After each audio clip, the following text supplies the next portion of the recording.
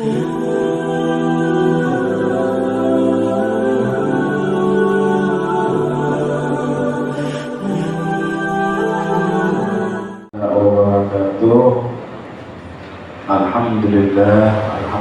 Rabbil Alamin. Thumma salatu wassalamu ala ashrafil anbiya wal mursalin Sayyidina wa nabiyina wa qurrati ayunina wa maulana Muhammadin wa ala alihi wa sahbihi wa barik wa sallim ajma'in, amma ba'd.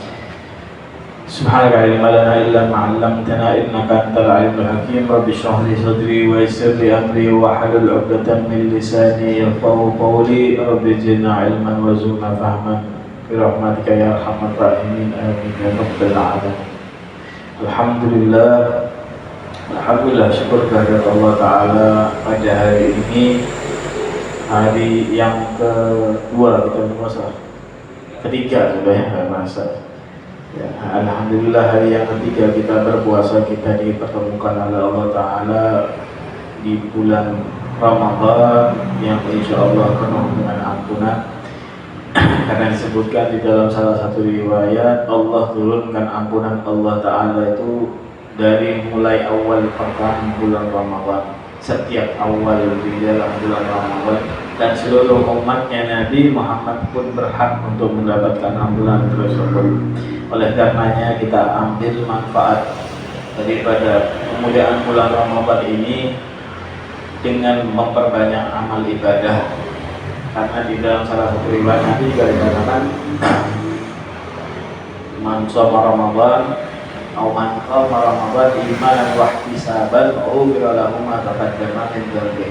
Barang siapa yang di dalam bulan Ramadan ini dia berpuasa dan untuk berdiri di dalam bulan Ramadan ini, yakni untuk mengamalkan ibadah-ibadah ketaatan kepada Allah Ta'ala, maka orang tersebut mengharapkan ganjaran pahala imanan wa ihtisaban, berharap mendapatkan iman dan juga ganjaran pahala dari Allah Ta'ala yang banyak.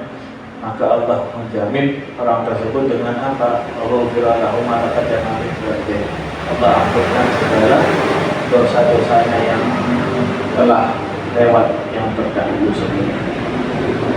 Wah, inilah kesempatan untuk kita semuanya di dalam bulan Ramadan ini untuk membersihkan jiwa.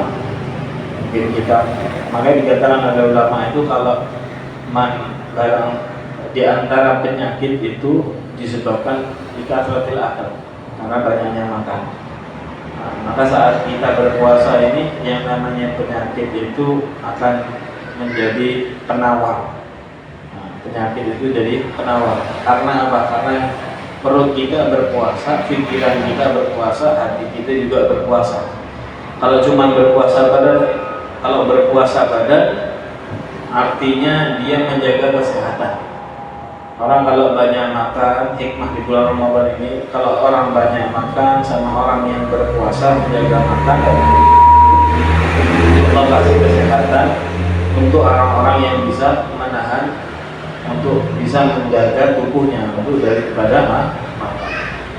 Dan inilah hikmah yang utama di bulan Ramadan, diantaranya yaitu untuk kesehatan tubuh kita dan juga iman kita dan juga pikiran kita.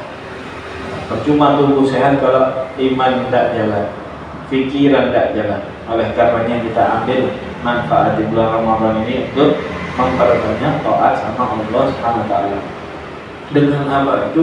Dengan memperbanyak ibadah, memperbanyak Al-Quran, dengan memperbanyak melakukan ketaatan, dimulai dari awal Ramadan. Dan insya Allah kita akan melanjutkan pembahasan kita, apa yang kita baca. Alhamdulillah, kitab yang insya Allah penuh dengan keberkahan, kitab yang dikarang oleh Al-Musanif dan kitab Tilawah Syekh Ahli Abdul Haddad fi kitabih Risalatul Mudzakarah al-Ikhwan al-Muhibbin min Ahli al-Akhbar wad Din. Ada satu kitab yang sudah kita alhamdulillah kita bacakan di antara kitab yang menjadi pesan-pesan penting untuk kita ya, daripada para as-salafun saleh, bagaimana kita menjalani kehidupan kita sehari-hari. Adapun kemarin kita sampai di dalam bab kemarin itu tentang ujub lah. Kemarin itu tentang ujub, takjub atas diri. Jadi merasa bangga ataupun pamer atas satu perbuatan amal karena dirinya sendiri. Maka kemarin dikatakan bahwasanya Nabi menyampaikan dalam hadis, Nabi mengatakan 3 hal yang bisa membinasakan orang seseorang. Apa itu? Yang pertama syuhum muta, yaitu sifat pelit ataupun bakhil yang dari hati, wa hawa muttaba, dan selalu mengikuti hawa nafsu. Ini bisa menghancurkan, membinasakan diri seseorang. Wa ijabil mar'u bi nafsihi, dan merasa takjub, bangga diri atas amalan seseorang. Dan ini pun termasuk maksiat, termasuk perbuatan yang tidak baik apabila ada di dalam diri seseorang, termasuk penyakit, termasuk penyakit di dalam hati. Kemudian kita melanjutkan apa yang dibahas oleh beliau di dalam pasal selanjutnya yang berkaitan untuk diri kita sendiri. Di sini beliau membahas dan membuka kalau musannif radhiyallahu anhu wa nafa'na bi rabbil fidarin amin ila aqal. Kalau Rasulullah SAW, hubbud dunya ra'su kulli khati'ah. Beliau menyampaikan dan membuka pembahasan yang akan beliau bahas ini mengenai tentang hubbud dunya, cinta akan dunia. Dan di sini beliau membahas dan membukanya dengan sabda baginda Nabi, yang dimana Nabi Muhammad menyampaikan hubbud dunya, cinta akan dunia, ra'su kulli khati'ah, sumber ataupun kepala pokok daripada segala sebab kesalahan ataupun keburukan. Ini nanti beberapa ratus tahun, 1400 sekian tahun yang lalu sudah menyampaikannya.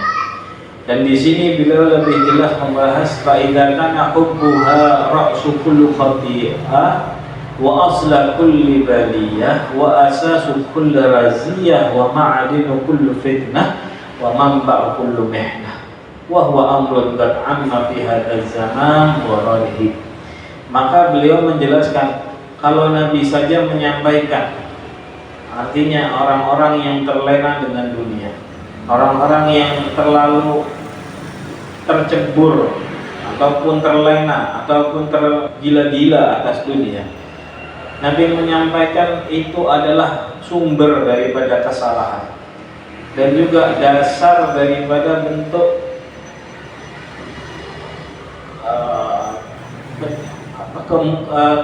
kemungkaran. Ya. Salah satu pokok dasar daripada hal yang bisa menyebabkan kerusakan. Ya. Wa ma'adun kulli fitnah, dan semua tempat yang letaknya adalah sebuah fitnah, dan juga tempat yang menjadi satu ujian yang luar biasa dengan sebab cinta dunia itu. Maka ini adalah satu perkara fi hadzal zaman dararihi, di dalam zaman ini yang banyak musibahnya, banyak kekhawatiran di dalamnya kalau dengan merasakan cinta terhadap dunia. Wa tara syararihi wa 'azma khatarihi, dan semakin memuncak keburukan saat orang itu cinta dunia, dan juga sangat besar khatarihi, sesuatu yang berbahaya terhadap orang yang cinta terhadap dunia tersebut. Wa udbika 'alaihi al-khas wal 'am, dan ini semua terkena kepada setiap orang-orang khusus ataupun orang-orang am. Maksudnya khusus ini siapa? Orang am ini siapa? Orang khusus ini enggak cuma orang-orang yang levelnya penuntut ilmu, bahkan ulama-ulama. Itu orang khusus. Tapi kalau orang am ini siapa ya? Orang awam ya. Orang-orang yang enggak terlalu fokus terhadap dunia, terhadap ilmu agama. Tapi kalau orang khusus ya fokusnya sama ilmu agama, kan gitu. Orang belajar menuntut ilmu agama itu termasuk orang yang fokus, orang yang khusus tahu dia hukumnya. Tapi kalau orang awam nggak tahu hukum. Tapi di sini kata beliau menjelaskan ini penyakitnya nggak kena cuma untuk orang awam, orang khusus, orang-orang VIP, orang-orang yang alim pun juga terkena fitnah. Oleh karenanya Nabi menyampaikan hubbul dunya, bila kecintaan itu diletakkan dalam hati terhadap dunia, itu sumber pangkal daripada apa? Segala kesalahan ataupun segala musibah. Hadirin wal hadirat yang dimuliakan oleh Allah, bahwasanya bentuk hubbul dunya ini bisa kita rasakan sama-sama. Dengan bagaimana? Dengan nasihatnya Sayyidina Ali karramallahu wajhah. Kata Sayyidina Ali karramallahu wajhah, kalau kamu pengen tahu kamu ini termasuk ahli dunia apa ahli akhirah, ataupun ahli dunia atau ahli jannah, kalau pengen tahu diri kamu ini termasuk orang ahli dunia atau orang ahli akhirat atau ahli jannah, maka itu bisa terlihat saat kamu mendapatkan sesuatu ataupun diambil sesuatu dari diri kamu. Kalau diambil dari diri kamu, kamu bersedih. Kalau diambil dari diri kamu, uang kita, harta kita diambil, kita bersedih. Dan ketika menerima kita senang, artinya kita masih ahli dunia. Tapi kebanyakan semua orang kayak begini, diambil sedih, dikasih senang, nah gitu. Tapi kata Sayyidina Ali, tapi untuk orang yang menjadi ahli akhirah adalah saat diambil darinya dia tidak apa-apa, dan ketika diberikan kepada dirinya dia bersedih. Artinya bagaimana? Kalau ada sesuatu yang ada pada dirinya diambil oleh orang lain, magom orang tersebut sudah bukan kepikiran lagi, tapi apa? Mengikhlaskannya. Dan ini menjadi apa? Tuntutan untuk setiap siapa? Orang awam dan orang khusus. Orang awam dan orang khusus yang levelnya sudah mu'allim bahkan. Untuk apa? Untuk mengambil sikap agar jangan sampai kita hubbul dunia. Kadang-kala kita ini terlena, ya kan? Menjalis jalis. Ada ucapan ulama itu, jalisul khair yuaddi wa jalisul su'i yuaddi. Orang yang duduk sama siapa dia pasti ketularan. Orang awam duduk sama orang alim, insya Allah ketularan akhlaknya. Tapi kalau orang alim yang khusus duduk sama orang awam yang biasa, maka bisa jadi kalau tidak menjadi kebaikan untuk dirinya, maka bisa tertular juga. Oleh karenanya ini yang dikatakan hubbul dunya ra'su kulli khati'ah. Maka jangan sekali-sekali untuk menyalahkan orang lain, karena apa? Memang di sini sudah ada.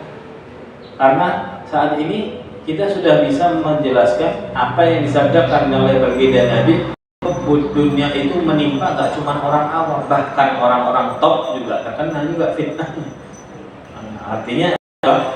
Artinya kita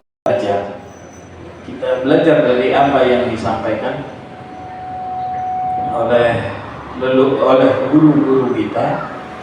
Jangan sampai kita jangan sampai kita ini tertimpa fitnah daripada fitnah hubbul dunya tersebut. Dan kita belajar wa tadhahara nasbihi bila ihtisham ka'annahu la 'arafihi wa la malaha. Nah, ini beliau juga menjelaskan dan penyakit hubbul dunia yang menimpa baik orang awam ataupun orang khusus tadi yang VIP tadi. Ini kalau sudah terkena dan nampak pada manusia, ini enggak tedeng aling-aling dan tidak ada satu aib. Yang sudah terkena fitnah itu sudah enggak ada satu aib wala apa. Ada? Oh belum. 41 ya sih. Boleh juga. Tanpa terkena aib, tanpa tidak merasa itu ada satu aib ataupun satu bentuk keburukan bagi orang yang hubbul dunia. Makanya jangan heran kalau koruptor waktu ditangkap mereka senyum-senyum, karena Anda sudah hubbul dunia, sudah cengar-cengir. Kenapa itu? Karena tidak ada rasa malu ada di dalam diri mereka, karena hubbul dunia sudah menguasai dalam hati. Wabat tamakan min qulubihim qulub tamakkun fa athmara lahumul hirs al-baligh ala imaratid dunya wa jama'ahul hutam. Intinya mereka ada dalam hidup mereka itu cinta terhadap dunia dan kuat berpegang kepada dunia, dan mereka susah untuk menghindari segala bentuk yang syubhat bahkan yang haram. Seakan-akan Allah qad farada 'alaihim 'imaratid dunya kama farada salah wa siyam. Seakan-akan orang-orang yang terkena fitnah dunia tadi, kata beliau, mereka terkena barang yang syubhat bahkan barang yang haram, gak ada kembali kepada Allah. Itu seakan-akan Allah perintahkan kepada dunia agar mereka dilayani, sebagaimana Allah perintahkan sholat dan berpuasa kepada orang-orang yang beriman. Inilah berbahayanya orang yang hubud dunia apabila sudah terlena. Wallahu a'lam bishawab. Insyaallah apa yang kita baca tadi sedikit kurang lebihnya ini bisa menambahkan satu keutamaan dalam hidup kita. Insyaallah Allah ampunkan segala dosa-dosa. Asyhadu an la